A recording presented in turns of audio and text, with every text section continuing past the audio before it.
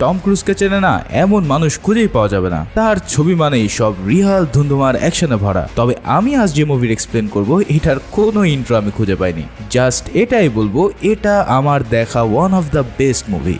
সেই সাথে এই এক্সপ্লেন দেখার পর মুভিটা প্লিজ একবারের জন্য হলে দেখো, কারণ এর যে ফাইটার প্লেনের সিনগুলো রয়েছে তা দেখার পর মনে মনে তুমিও বলবে ভাই রে ভাই কি অস্থির মুভিটাই না মিস করেছে এতদিন। এমন ভিজুয়াল এর আগে কোনো মুভিতে দেখানো সম্ভব হয়নি। বলছিলাম 2022 সালে মুক্তি পাওয়া টপ গান ম্যাভরিক মুভির কথা। সেখানে এক সিনিয়র পাইলট কিছু এলিট ও টপ ক্লাস জুনিয়র পাইলটদের নিয়ে এমন এক অসম্ভব মিশনে যায় যেখান থেকে তাদের প্রাণ নিয়ে ফেরার চান্স মাত্র 1%। তাই আর কথা না বাড়িয়ে চলো শুরু করে দিই এই টান টান উত্তেজনার মুভির এক্সপ্লেনেশন। মুভির শুরুতে আমাদের সাথে ম্যাভরিকের পরিচয় হয়। সে একজন elite navy fighter pilot. Maverick top গান নামের এক ভয়ঙ্কর একাডেমির ট্রেনার ও টেস্ট পাইলট ছিল। টপ গান হলো এমন একটা একাডেমি যেখানে পুরো আমেরিকার সব টপ পাইলটদের নিয়ে এসে ট্রেনিং করানো হতো সব বড় বড় মিশনের জন্য। ম্যাভরিককে দেখা যায় সে একটি সিক্রেট এয়ারবেজে উপস্থিত হতে, যেখানে 6th জেনারেশনের একটি প্লেন টেস্টিং করা হচ্ছে। এই ফাইটার প্লেনটির নাম ডার্ক স্টার। তবে সেখানকার কর্মকর্তারা জানায় এই প্রজেক্টকে শাটডাউন করে দেওয়া হবে, কারণ এই প্লেন যে স্পিডে কথা সেটা এখনো কেউ তুলতে পারেনি। যদি এই প্লেনের স্পিড মার্ক 10 তোলা যায় তবে এটা রিকনসিডার করা হবে। তোমাদের জন্য বলি, মার্ক হলো ফাইটার প্লেনের স্পিড মাপার একটি একক। মার্ক 1 স্পিড মানে প্লেনটি প্রতি ঘন্টায় 1234 কিলোমিটার পাড়ি দেয়। তাহলে মার্ক 10 মানে এই প্লেনকে প্রতি ঘন্টায় পাড়ি দিতে হবে 12,340 কিলোমিটার, যা এখন পর্যন্ত কোনো ফাইটার প্লেন অ্যাচিভ করতে পারেনি। কারণ এত স্পিডে কোনো পাইলট যদি উঠতে হয় তাহলে তার বডি হতে হবে অসামান্য। স্পিড বাড়লে জি ফোর্স বেড়ে যায়, আর সেই সাথে সাথে এয়ার প্রেশার বেড়ে গিয়ে পাইলট তাদের জ্ঞান ও জীবন দুটোই হারিয়ে ফেলতে পারে। কিন্তু এখানে ম্যাভ জানায় আমি দেখাচ্ছি কিভাবে মার্ক 10 করতে হয়। এই বলে সেই অসম্ভব মিশন স্টার্ট করে দেয়। প্লেনের ইঞ্জিন চালু হতেই সেখানে আকস্মিকভাবে উপস্থিত হয় এই প্রজেক্টের প্রধান অ্যাডমিরাল কেন, এবং সে এই মিশনটিকে অ্যাভয়েড করতে বলে। কিন্তু ম্যাভ তার কথা না শুনেই প্লেন আকাশে উড়িয়ে দেয়। ধীরে ধীরে সে এই হাইপারসনিক প্রোটোটাইপ বিস্টকে আকাশে চূড়ায় নিয়ে যায়, আর একে একে মার্ক 7 থেকে মার্ক 10 পর্যন্ত স্পিড উঠাতে সক্ষম হলে পুরো টিম আনন্দে ফেটে পড়ে। সে এখন পৃথিবীর সবচেয়ে দ্রুতযানের গর্বিত পাইলট হিসেবে নিজের নাম লিখিয়ে ফেলেছে। কিন্তু ম্যাভ চাইছিল এই অসম্ভব রেকর্ডটিকে ভেঙে আরও স্পিড বাড়ানোর জন্য। কিন্তু সে মার্ক 10.3 উঠাতেই প্লেনটি অধিক ঘর্ষণের ফলে আগুন ধরে যায় এবং মাঝ আকাশে ডার্ক স্টার ব্লাস্ট হয়ে যায়। মজার ব্যাপার হচ্ছে ম্যাভ সেখান থেকেও রহস্যজনকভাবে বেঁচে ফিরতে সক্ষম হয় আর একটি রেস্টুরেন্টে বিধ্বস্ত অবস্থায় উপস্থিত হয়। ততক্ষণে সেখানে রেস্কিউ টিম পৌঁছে যায় আর তাকে রেয়ার অ্যাডমিরালের কাছে নিয়ে যাওয়া হয়। অ্যাডমিরাল তার ফাইল দেখে বলে তোমার যে বয়স তাতে করে এতদিন তুমি 2 স্টার অ্যাডমিরাল হয়ে যাওয়ার কথা, কিন্তু তুমি এখনো ক্যাপ্টেনেই পড়ে আছো। ম্যাভ জানায় যদি সে অ্যাডমিরাল হতো তাহলে সে আর কখনো ফাইটার প্লেন চালাতে পারতো না। এমন দায়িত্বজ্ঞানহীন আচরণ ও কথা শুনে অ্যাডমিরাল তাকে বহিষ্কার করতে চায়, কিন্তু পরে প্ল্যান পরিবর্তন করে তাকে নিয়োগ দেওয়া হয় টপ গানের ট্রেনার হিসেবে, যেখানে ম্যাভ তাদের একটি বড় মিশনের কোঅর্ডিনেটর হিসেবে থাকবে। এতে করে ম্যাভ কিন্তু খুশি হয়ে যায়, কারণ সে 2 দশক আগে এই টপ গানেরই একজন সদস্য ছিল। আবারও সেই পুরাতন স্থানে যেতে পেরে সে ব্যাপক আনন্দিত। মিটিং রুমে তার সাথে দেখা হয় অ্যাডমিরাল ওয়ারলক এবং অ্যাডমিরাল সাইক্লোনের সাথে। সেখানে ম্যাভকে একটি মিশনের ডেমনস্ট্রেশন দেখানো হয়। এই মিশনে তাদের একটি সিক্রেট ইউরেনিয়াম প্ল্যান্ট ধ্বংস করতে হবে, যেটা আমেরিকার পাশের একটি দেশে বানানো হচ্ছে। এই প্ল্যানটি চারিদিকে পাহাড়ে ঘেরা এবং সেখানে স্যাটেলাইট মিসাইল সেট করা। পাশাপাশি একটি এয়ারবেজও রয়েছে যেখানে 5th জেনারেশনের ফাইটার প্লেন সব সময় পেট্রোলিং করে বেড়ায়। ফলে বলা যায় এটা একটা অসম্ভব মিশন। ম্যাভকে প্রশ্ন করলে ম্যাভ বলে কতদিন সময় পাবো আমি এই ট্রেনিং এর জন্য?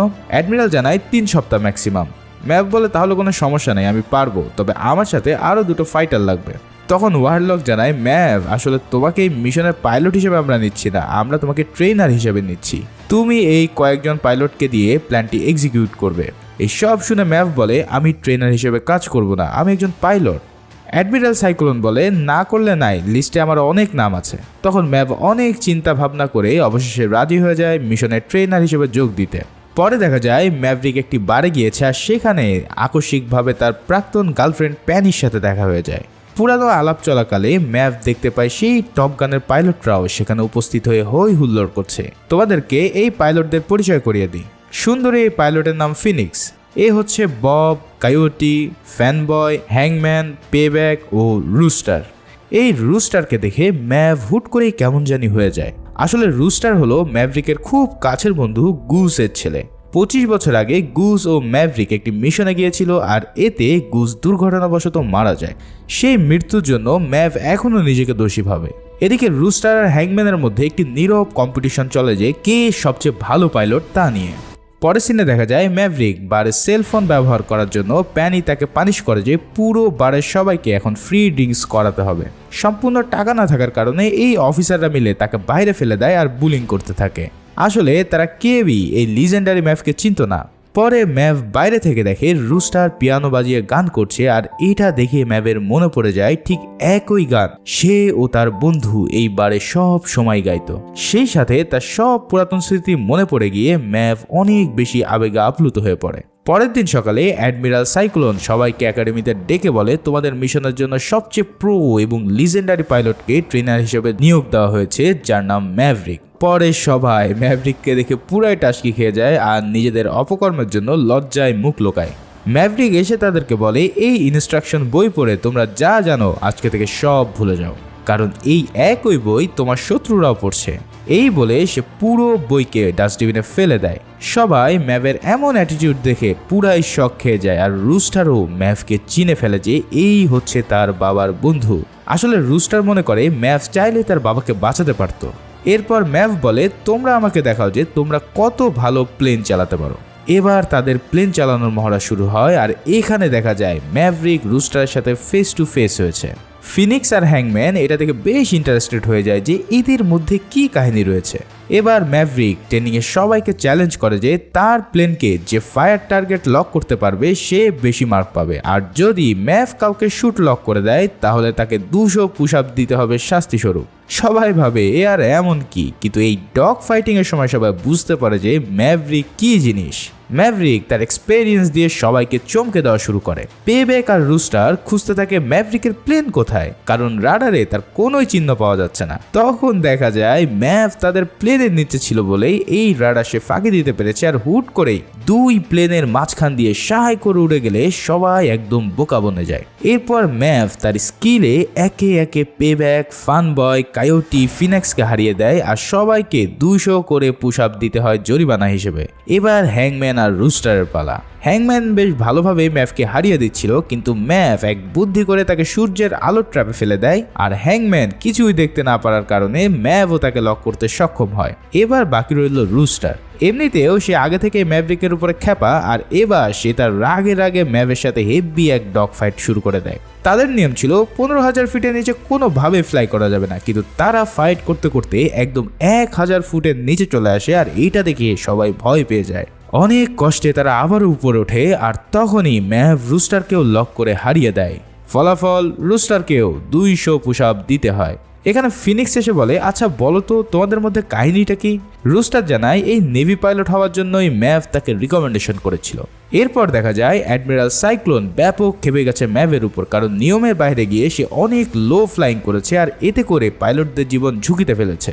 ম্যাভ বলে আমাকে যে মিশন দেওয়া হয়েছে তাতে এর চেয়েও লোয়ে ফ্লাই করা লাগবে, কিন্তু অ্যাডমিরাল কোনোভাবেই তার এই কথায় সমর্থন দেয় না। তার কাছে এই পাইলটদের জীবন আগে, তাই এখন থেকে যে কোনো ধরনের ট্রেনিং নেওয়ার আগে প্রথমে লিখিত দিতে হবে যে কি কি সে করতে যাচ্ছে, কারণ ম্যাভ যে ক্রেজি পাবলিক কখন যে কি করে বসে এর কোনো নিশ্চয়তা নেই। তখনই ম্যাভ তাকে একটি প্রপোজাল জমা দেয় আর বলে আমাকে পারমিশন দেন যে লো অ্যালটিটিউডে ফ্লাই করার জন্য, কারণ এই মিশনে আকাশে নয় বরং একদম মাটির কাছাকাছি না থাকলে কখনোই সাকসেস হওয়া সম্ভব না। পরের দিন ম্যাভ তার ক্লাসে এই মিশনের ফেজ 1 সম্পর্কে ব্রিফিং করতে থাকে।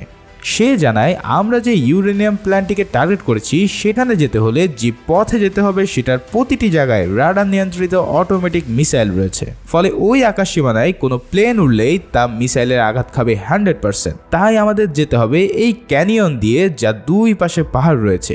এই প্যাসেজটি একমাত্র রাডারের আওতামুক্ত, যার ফলে এখান দিয়ে কেউ গেলে তারা ধরতে পারবে না। তবে এখান দিয়ে যেতে হলে সর্বোচ্চ উচ্চতা হবে মাত্র 100 ফুট, কারণ এর উপর দিয়ে উঠলেই মিসাইল অটোমেটিকলি লঞ্চ হয়ে যাবে, ফলে এত পথ পাড়ি দেওয়ার জন্য তাদেরকে যেতে হবে 660 নট স্পিডে। চিন্তা করো একটি হাই স্পিড ফাইটার প্লেন এত লো লেভেলে ফ্লাই করা আর সেই সাথে এত স্পিডে চালানো চারটেখানি কথা নয়। এছাড়াও তাদের পুরো মিশন শেষ করার টাইম দেওয়া হবে মাত্র 2 মিনিট 30 সেকেন্ড। কারণ পাশে যে এয়ারবেস রয়েছে সেখানে আছে 5th জেনারেশনের সুহুই SU-57 প্লেন, যার কাছে এদের এই F-18 প্লেন কোনোভাবেই প্রতিরোধ করতে পারবে না। ম্যাভ জানায় এই প্যাসেজটি পাড়ি দিতে হলে তোমাদের যে স্পিড তুলতে হবে তাতে করে যে গ্র্যাভিটি প্রেশার আসবে, এর ফলে তোমাদের হার্টবিট, প্রেশার ও ব্লাড সার্কুলেশন বেড়ে যাবে, যার কারণে যে কোনো সময় তোমাদের ব্রেন সাময়িকভাবে কাজ করা বন্ধ করে দিতে পারে। কিন্তু 1 সেকেন্ডের জন্য যদি তা হয় তাহলে নির্ঘাত পাহাড়ের সাথে ধাক্কা খাওয়া ছাড়া আর কোনো পথ থাকবে না। তাই এই স্কিলের সাথে শারীরিক সক্ষমতাও এখানে একটা বড় বিষয়। এরপর তাদের সবাইকে একটি সিমুলেশন ম্যাপ সেট করে ট্রেনিংয়ে পাঠিয়ে দেওয়া হয়, যেখানে তাদেরকে ওই ফেক ম্যাপ ধরে লো লেভেল ফ্লাই করে মাত্র 3 মিনিটের মধ্যে প্যাসেজ পাড়ি দিতে হবে। এক জোড়া F-18 প্লেন নিয়ে প্রথমে শুরু করে ফিনিক্স, বব ও কায়োটি এবং স্যাম। তাদের ট্রেনিংয়ে কায়োটি ফিনিক্সকে না জানিয়ে তার প্লেনের স্পিড স্লো করে দেয়, ফলে কলিউশন বাঁচাতে ফিনিক্স 100 ফুট উপরে চলে যায়। তার মানে তার মিশন ফেল। এটা দেখে ম্যাভ বলে, তার মানে তোমাদের মধ্যে কমিউনিকেশন করাটাকে কোনোভাবেই তোমরা গুরুত্ব দাওনি। এবার পেব্যাক, ফানবয় ও হ্যাংম্যান তাদের টেস্টিং শুরু করে, কিন্তু দেখা যায় অধিক জোশ খাটিয়ে হ্যাংম্যান অনেক স্পিডে ফ্লাই করতে থাকে, ফলে এখানেও কমিউনিকেশন গ্যাপের কারণে পেব্যাকের প্লেন ক্যানিয়নের সাথে হিট খায়। ম্যাভ তখন খেপে গিয়ে বলে, তুমি যে বাহাদুর এটা প্রমাণ করার জায়গা এটা না, এখানে তোমার একটি ভুলের কারণে বাকি মেম্বারদের জীবন দিতে হবে। এবার রুস্টার ও ইয়েলদের পালা। এখানে দেখা যায় রুস্টার স্লোভাবে প্লেন চালিয়ে যায়, তার কাছে মনে হয় 30-40 সেকেন্ড বেশি লাগলেও টার্গেট ডিস্ট্রয় করাটাই সবচেয়ে বেশি জরুরি। কিন্তু ম্যাভ বলে, তোমাদের এই লেট করার কারণে 5th জেনারেশনের প্লেন এসে মুহূর্তেই তোমাকে বাস দিয়ে চলে যাবে। এখানে যে টাইম দেওয়া হয়েছে সেই টাইমের মধ্যেই তোমাকে শেষ করতে হবে। রুস্টার তখন বলে, তাতে সমস্যা কি, অন্য প্লেনদের সাথে আমি তখন ডগ ফাইট শুরু করব। মানে এখানে সবাই যে যার মতো চিন্তা করছে, নিজেদের মধ্যে কোনো বন্ডিং নেই, টিম স্পিরিট নেই। এই সব দেখে ম্যাভ অনেক চিন্তিত হয়ে পড়ে। আর এছাড়াও হ্যাংম্যান রুস্টারকে তার বাবা নিয়ে খোঁচা মেরে কথা বললে তাদের মতো হাতাহাতি শুরু হয়ে যায়। হ্যাংম্যান রুস্টার ও তার বাবার সাথে যে ম্যাভের পরিচয় আছে সেটা জেনে ফেলে, ফলে ম্যাভকেও সে খোঁচা মারতে ছাড়ে না। এই সব দেখে ম্যাভ এবার তার আরেক বন্ধু আইসম্যানের সাথে দেখা করতে চলে যায়, যে কিনা এই মিশনের ম্যানেজমেন্ট বোর্ডে ছিল। সেখানে ম্যাভ গিয়ে জানায়, এই বাচ্চারা মিশনের জন্য রেডি না, তাই প্লিজ আমাকে মিশনে পাঠাও। বিশেষ করে রুস্টারকে আমি হারাতে চাই না, কারণ সে এখনো ভাবে আমি তার বাবার প্রাণ নিয়েছি। তাই আমি চাই না এই মিশনের জন্য তাকেও হারাতে। তুমি ওদেরকে তৈরি করো আর মিশন শেষে বাড়ি ফেরাও, বাকিটা আমি দেখছি। এরপরের সিনে দেখা যায় ম্যাভ সবাইকে নিয়ে বিচ ফুটবল খেলছে। সবাইকে অনেক উচ্ছ্বাসিত এবং আনন্দিত দেখায় সেখানে। অ্যাডমিরাল এসে বলে, ফ্লাইট প্র্যাকটিস না করে তোমরা যে ফুটবল খেলছো? ম্যাভ তখন বলে, আমি এখানে একটা টিম বানাচ্ছি, এই খেলার মধ্যে দিয়েই তাদের মধ্যে বন্ধুত্বের সম্পর্ক গড়ে উঠবে, যা আমার টিম স্পিডের জন্য কাজে দেবে। পরের দিন টিম ব্রিফিং এর সময় জানানো হয় তাদের যে 3 সপ্তাহ দেওয়া হয়েছিল সেটা এখন 1 সপ্তাহ আগিয়ে গিয়েছে। তার মানে এখন তাদের হাতে মাত্র 7 দিন আছে নিজেদেরকে তৈরি করার জন্য। কিন্তু এখনো কেউই লো লেভেল ফ্লাইং করার জন্য 100% ফিট হতে পারেনি। এবার ম্যাভরিক তার সেকেন্ড ফেজ বিফ করতে থাকে। সে বলে, এই ফেজ হলো আগেরটার চেয়ে কয়েক গুণ বেশি কঠিন। এখানে দুটো পার্ট আছে।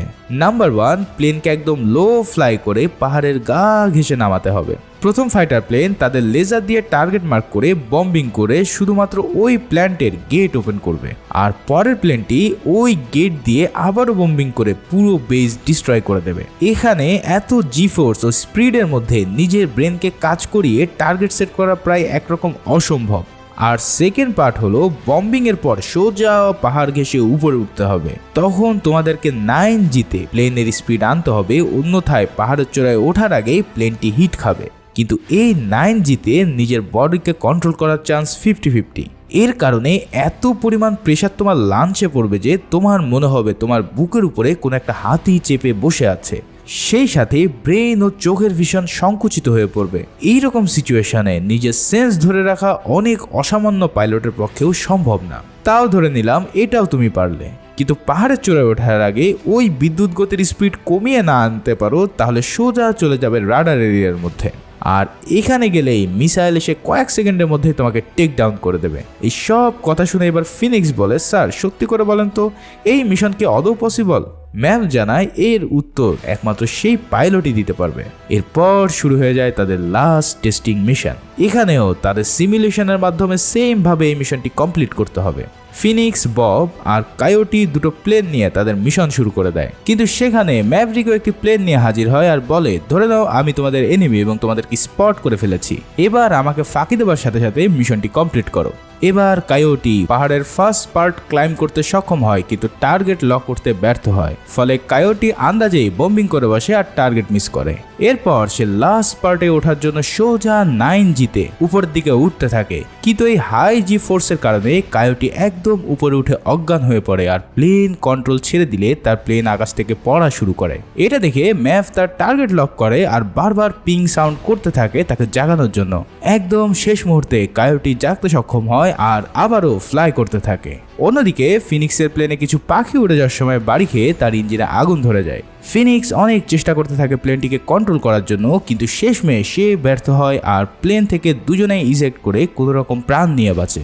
এদিকে দেখা যায় আইসম্যান মারা গিয়েছে আর এরপর অ্যাডমিরাল সাইক্লোন ম্যাভকে জানিয়ে দেয় তার প্ল্যান অনুসারে এই টেকনিকে মিশন কমপ্লিট করা কোনোভাবেই সম্ভব না, তাই তাকে এই মিশন থেকে অব্যাহতি দেওয়া হয়েছে। ফলে অ্যাডমিরাল এবার নিজের প্ল্যান অনুসারে সবাইকে ব্রিফ করতে থাকে। সে বলে মিশনের টাইম 2 মিনিট 30 সেকেন্ড থেকে 4 মিনিট করে দেওয়া হয়েছে আর অ্যাটাক করতে হবে একদম হাই অ্যালটিটিউড থেকে। এতে করে জি ফোর্সের যে প্রবলেমটি ছিল সেটা সলভ হবে, তবে সেক্ষেত্রে অন্য ফাইটারদের সাথে তোমাদের ডগ ফাইট করা লাগবে। তবুও সেখানে 50-50 চান্স থাকবে তোমাদের ফিরে আসার। কিন্তু ম্যাভ কি এত সহজে হাল ছেড়ে দেবে? সে সবাইকে উপেক্ষা করে ওই সিমুলেশন দিয়ে সবাইকে দেখানোর জন্য ফ্লাই শুরু করে দেয়। ম্যাভরিক 2 মিনিট 30 সেকেন্ডকে আরও কমিয়ে 2 মিনিট 15 সেকেন্ড করে এই মিশন স্টার্ট করে। সবাই এটা দেখে পুরাই টাস্কি খেয়ে যায় আর ভাবে এই পাগলাবো একমাত্র ম্যাভরিক ছাড়া কেউ করতে পারে না। ম্যাভরিক জানে এটা অসম্ভব মিশন নয়, তাই সে কাউন্ট ডাউন শুরু হওয়ার সাথে সাথেই ব্যাপক গতিতে পুরো ক্যানিয়ন পার করে দিতে থাকে। এখানে তার প্লেন চালানো দেখে পুরো টিম মুগ্ধ হয়ে পড়ে।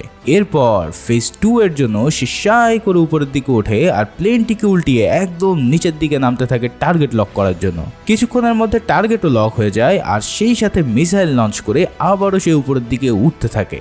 সেখানে সে 9G এর কথা বলেছিল, কিন্তু এবার সে সেটা 10Gতে করে দেখায় আর সেই সাথে টার্গেটটিও নিখুঁতভাবে ডিস্ট্রয় করে দিতে সক্ষম হয়।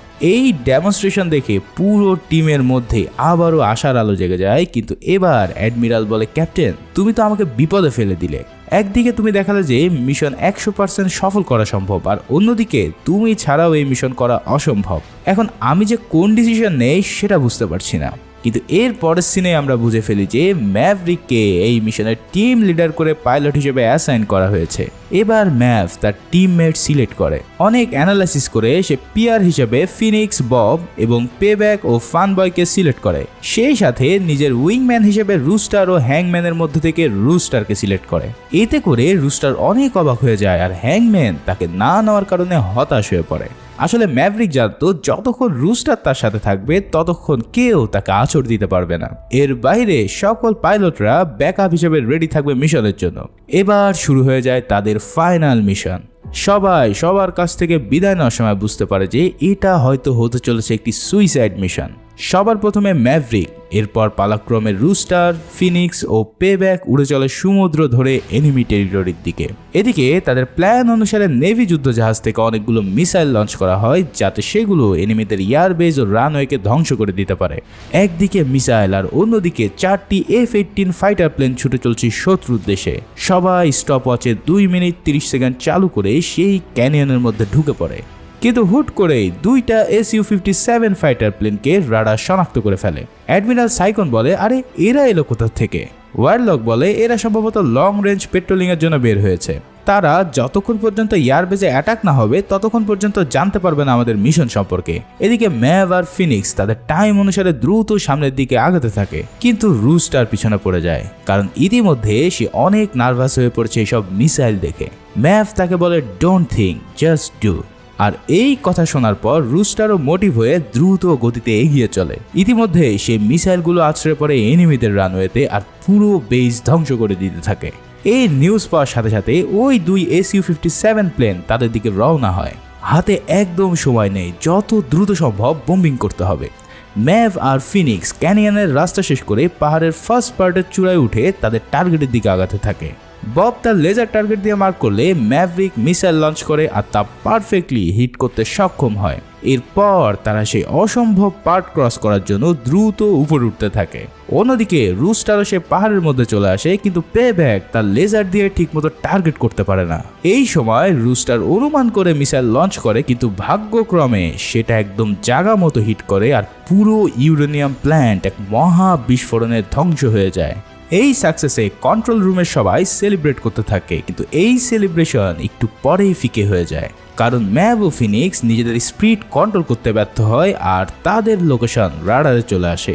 ফলে সাথে সাথে আশেপাশে থাকা সব মিসাইলগুলো লঞ্চ হওয়া শুরু হয়ে যায়। এদিকে রুস্টার ও পেব্যাকও চলে আসে এবং তারাও মিসাইলের অ্যাটাকের মধ্যে পড়ে যায়। মুহু মিসাইল তাদের পিছনে ধাওয়া করা শুরু করে আর তারা এয়ার ফ্লেয়ার দিয়ে সেগুলোকে ডিস্ট্রয় করতে থাকে। কিন্তু এক পর্যায়ে রুস্টারের ফ্লেয়ার শেষ হয়ে যায়, তখন ম্যাভরিক তাকে বাঁচানোর জন্য নিচে রুস্টারকে ব্যাকআপ দেয়, আর এই ব্যাকআপ দিতে গিয়ে ম্যাভের প্লেন মিসাইল শট খেয়ে ব্লাস্ট হয়ে যায়। রুস্টার সহ সবাই আবারও ম্যাভকে রেস্কিউ করার জন্য যেতে চায়, কিন্তু অ্যাডমিরাল বলে আজ আমি আর কাউকে হারাতে চাই না, তাই দ্রুত তোমরা এখান থেকে চলে আসো।